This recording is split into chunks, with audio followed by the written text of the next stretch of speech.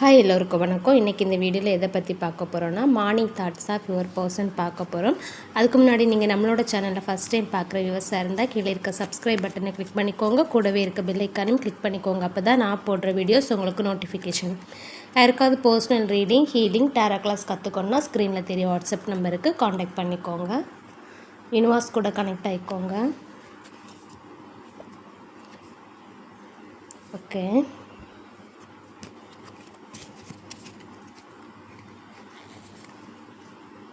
the Hierophant, Knight of Swords, King of Pentacles, Wheel of Fortune.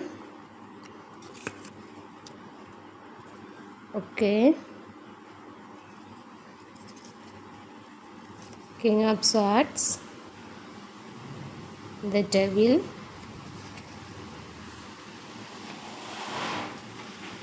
okay, Ace of Cups, okay,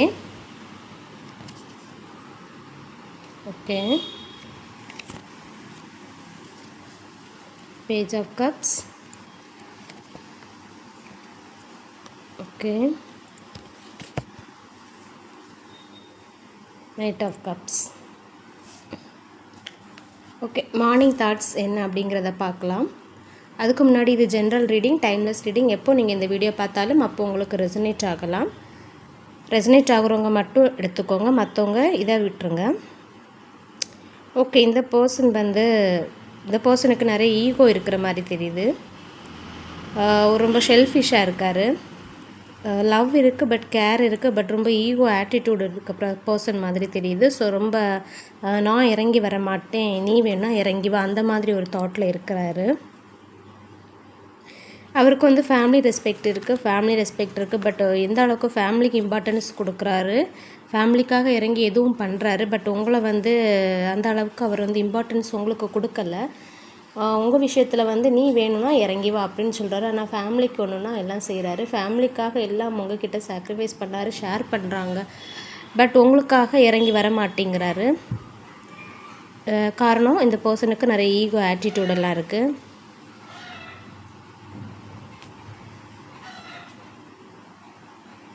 okay, இந்த person கொஞ்சம் பிஸியாக இருக்கிற மாதிரி தெரியுது. உங்களுக்கு நீங்கள் இந்த பர்சனுக்கு ஃபோன் ஆர் கால் பண்ணால் ஃபோன் எடுக்க மாட்டாங்க. மெசேஜ் பண்ணால் இப்போ மெசேஜ் பண்ணால் எப்போவாது ரிப்ளை பண்ணுறது, இந்த மாதிரி இந்த பர்சன் பண்ணிகிட்ருக்காங்க. ஸோ உங்களை அவாய்ட் பண்ணுற மாதிரி பிஹேவ் பண்ணிகிட்ருக்கலாம்.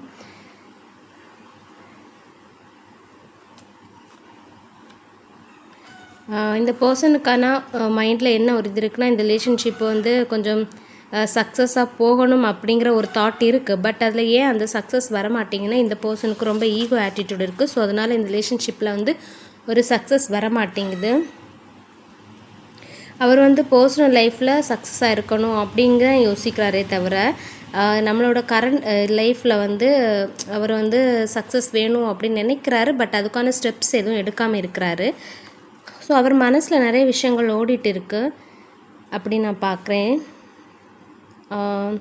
ஒன்று, அவர் ரிலேஷன்ஷிப்பில் சக்ஸஸாக போகணுன்னு நினைக்கிறாரு. நான் இறங்கி வர மாட்டேன், எனக்கு ஃபேமிலி இம்பார்ட்டன்ட், இப்படி சில விஷயங்கள் அவருக்கு ஓடிட்டு இருக்குது மனசில்.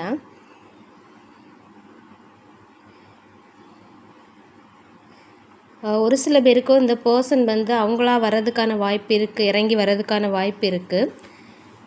பட் சில பேருக்கு இறங்கி வர மாட்டாங்க. அந்த மாதிரி பாசிபிலிட்டிஸ் இருக்குது. எந்த ஒரு எஃபர்ட்டும் போடாமல் இருக்கிறதுக்கே அதிக வாய்ப்பு இருக்குது சில பேருக்கு. அப்புறம் இந்த பர்சன் உங்ககிட்ட கொஞ்சம் டிஸ்டன்ஸ் மெயின்டைன் பண்ணிகிட்டு இருக்க மாதிரி தெரியுது. ஏன்னா அவர் உங்களோட எமோஷ்னலில் விழுந்துருவேன் அப்படின்னு சொல்லிட்டு அவர் கொஞ்சம் டிஸ்டன்ஸ் மெயின்டைன் பண்ணிகிட்டு இருக்காரு.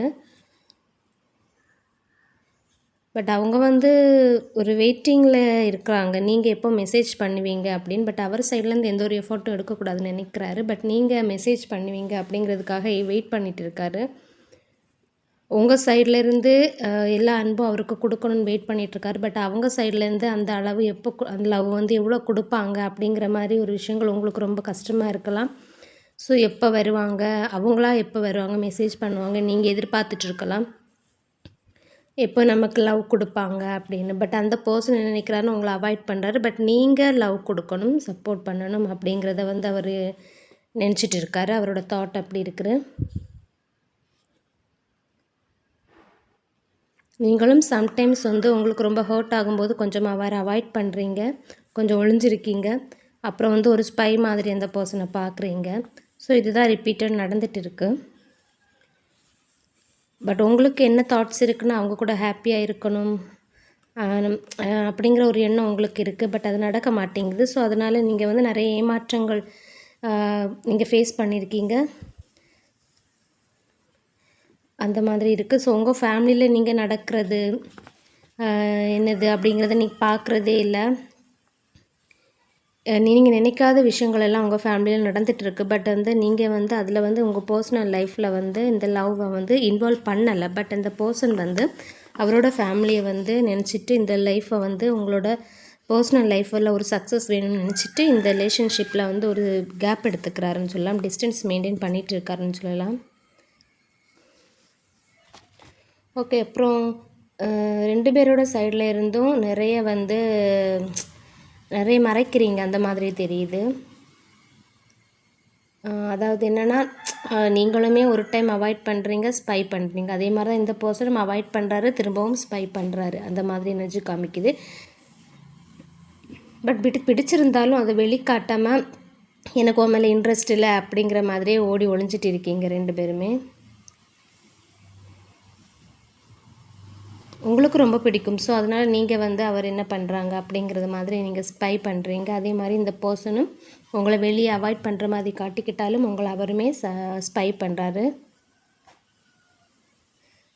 உங்களுக்கு ஒரு தாட் இருக்குது, நமக்கு ஒரு கமிட்மெண்ட் வேணும், நம்ம இந்த பர்சன் கூட ஹாப்பியாக இருக்கணும் அப்படிங்கிற ஒரு எண்ணம் உங்களுக்கு இருக்குது. 2 பேரையும் ஒரே மாதிரி யோசிக்கணும், ஒரே மாதிரி திங்க் பண்ணணும், அந்த மாதிரி தாட்டெல்லாம் உங்களுக்கு இருக்குது. பட் ஆனால் வந்து உங்களுக்கு அது ப்ராப்ளமாக இருக்குது இந்த ரிலேஷன்ஷிப்பில். நிறைய இருக்குது, ஹாப்பியாக இருக்கணும், நம்ம வந்து விட்டு கொடுத்து போகணும் அப்படிங்கிற தாட் இருக்குது. பட் வந்து ஏதோ நடக்க மாட்டேங்குது. ஒரு மெச்சூரிட்டி இல்லைன்னு சொல்லலாம். அடிக்கடி ப்ராப்ளம் வந்துகிட்டே இருக்குது இந்த ரிலேஷன்ஷிப்பில். ஒருத்தரை மட்டும் சொல்ல முடியாது, 2 பேரும் சேர்த்து தான் சொல்லலாம். இந்த ரிலேஷன்ஷிப்பில் ப்ராப்ளம் வந்துகிட்டே தான் இருக்குது. ஓகே. நீங்கள் சில விஷயங்கள்லேருந்து வெளியே வர முடியாமல் 2 பேருக்கும், அதாவது அந்த 2 பேருக்கும் இடையில இருக்க ஒரு பாண்டிங் வந்து ஒரு எமோஷ்னல் பாண்டிங்காக இருக்கிறது. ஸோ அதனால் நீங்கள் வந்து சில டைம் வந்து உங்களால் வெளியே வர முடியாமல் ரொம்ப ஹர்ட் ஆகிக்கிறீங்க. நிறைய பேர் வந்து இந்த ரிலேஷன்ஷிப்பை வந்து சீக்ரெட்டாக கொண்டு போயிட்டுருக்கலாம். ஸோ நீங்கள் சீக்ரெட்டாக கொண்டு போனதுனால நீங்கள் இந்த ரிலேஷன்ஷிப்பில் நிறைய ஒரு ஏமாற்றம் தான் நீங்கள் அடைஞ்சிருக்கீங்க. ஆனால் நீங்கள் நினைக்கிறது எனக்கு ஒரு நியாயம் வேணும், எனக்கு ஒரு ஜஸ்டிஸ் வேணும், எனக்கு ஒரு கமிட்மெண்ட் வேணும் அப்படிங்கிறத நீங்கள் எதிர்பார்க்குறதும் ஆசைப்படுறதும். அது வந்து நம்ம ஃபேமிலியும் நல்லா இருக்கணும், ஹாப்பியாக இருக்கணும், அவங்க ஃபேமிலியும் நல்லா இருக்கணும், ஹாப்பியாக இருக்கணும். பட் இந்த 2 பேர் நீங்கள் இதெல்லாம் யோசித்து இந்த ரிலேஷன்ஷிப்பில் வந்து முன்னோட்டு கொண்டு போக முடியல. சொல்லப்போனால் இந்த 2 ஃபேமிலினாலேயுமே இந்த ரிலேஷன்ஷிப் வந்து பாதிக்கப்படுதுன்னு சொல்லலாம். ரிலேஷன்ஷிப்பை தடுக்கிறாங்க. பட் நீங்கள் ஒரு ஜஸ்டிஸ்க்காக வெயிட் பண்ணிகிட்ருக்கீங்க, நம்ம ரிலேஷன்ஷிப் நல்லா போகணும் அப்படின்னு. பட் அந்த சைட்லேருந்து எப்படின்னா, 2 பேருக்கும் ஒரே எண்ணம் தான் இருக்குது. பட் எல்லாமே கொஞ்சம் வித்தியாசமாக போயிட்டு இருக்கிற மாதிரி தெரியுது. இப்போ வந்து கரண்ட்லி நோ கான்டாக்ட் சிச்சுவேஷன் வந்திருக்கலாம். கொஞ்ச நாளாகவே ஆன் ஆஃப் கம்யூனிகேஷனில் போயிட்டு இருந்துக்கலாம். இப்போ வந்து நோ கான்டாக்ட் சிச்சுவேஷனில் வந்திருக்கலாம். பட் இந்த ரிலேஷன்ஷிப்பில் ஒரு கமிட்மெண்ட் தேவை அப்படின்னு நீங்கள் நினைக்கிறீங்க. உங்களுக்கு என்ன தேவைன்னா தேவைங்கிறது இந்த பர்சன் கூட ஒரு கமிட்மெண்ட் எனக்கு வேணும். அதை நீங்கள் கடவுள்கிட்ட கேட்டுட்ருக்கீங்க. அதுக்காக சில விஷயங்கள் நீங்கள் பண்ணிகிட்ருக்கீங்க, மேனிஃபெஸ்டேஷன் பண்ணிகிட்ருக்கீங்க. உங்கள் 2 பேருக்குள்ளே நிறைய டிஃப்ரென்சஸ் இருக்கும். அந்த டிஃப்ரென்சஸை வந்து நீங்கள் கரெக்ட் பண்ணிகிட்டு இருக்கீங்க அந்த பர்சனுக்காக. ஸோ அப்போ தான் ரிலேஷன்ஷிப்பில் வந்து எந்த ஒரு மிஸ் அண்டர்ஸ்டாண்டிங் வராதுன்னு நினைக்கிறீங்க. அதுக்காக நீங்கள் எஃபோர்ட் போட்டுட்ருக்கீங்க. ஓகே. 2 பேருமே நோ கான்டாக்டில் இருந்தாலும் அந்த பாண்டிங் இன்னும் போகலை. என்ன தான் ஈகோ இருந்தாலும் உங்கள் சைட்லேயும் அவங்க சைட்லேயும் நீங்கள் அவாய்ட் பண்ணாலுமே அந்த பாண்டிங் 2 பேருக்குமே இன்னுமே உங்களை விட்டு போகலை. ஆனால் ரிலேஷன்ஷிப் கரண்ட்லி இப்போ நோ கான்டாக்ட் சிச்சுவேஷனில் சைலண்டாக தான் போயிட்டுருக்கு. கடவுள்கிட்ட நிறைய வேண்டிக்கிறீங்க.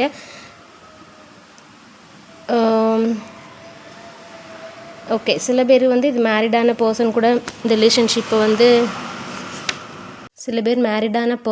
இந்த ரிலேஷன்ஷிப்பை வந்து டீல் பண்ணிகிட்டு இருந்திருக்கலாம். ஓகே, இதில் வந்து நிறைய காம்ப்ளிகேஷன்ஸ் இருக்குது. வேறு யாராச்சும் இந்த ரிலேஷன்ஷிப்பில் என்டர் ஆகிடுவாங்களோ அப்படிங்கிற பயமும் இருக்குது 2 பேர் சைட்லேயுமே. ஸோ நிறைய காம்ப்ளிகேஷன் இருக்குது இந்த ரிலேஷன்ஷிப்பில். ஆனால் நியர் ஃப்யூச்சர் இந்த பர்சன் வந்து கண்டிப்பாக உங்களுக்கு வந்து ஒரு ஸ்டெபிலிட்டி தருவார், ஒரு கமிட்மெண்ட் தருவார் உங்களுக்கு. ஸோ அதனால் நீங்கள் பயப்பட வேண்டாம். இது யாருக்கெல்லாம் ரெசனேட் ஆகும்னா, white, yellow, orange colour, age 21, 35, 46 to 26. Next angel number யாரெல்லாம் 1313 அடிக்கடி பார்க்குறீங்களோ, 999 யாரெல்லாம் அடிக்கடி பார்க்குறீங்களோ அவங்களுக்கு எல்லாமே இந்த வீடியோ ரெசனேட் ஆகலாம். Thank you so much.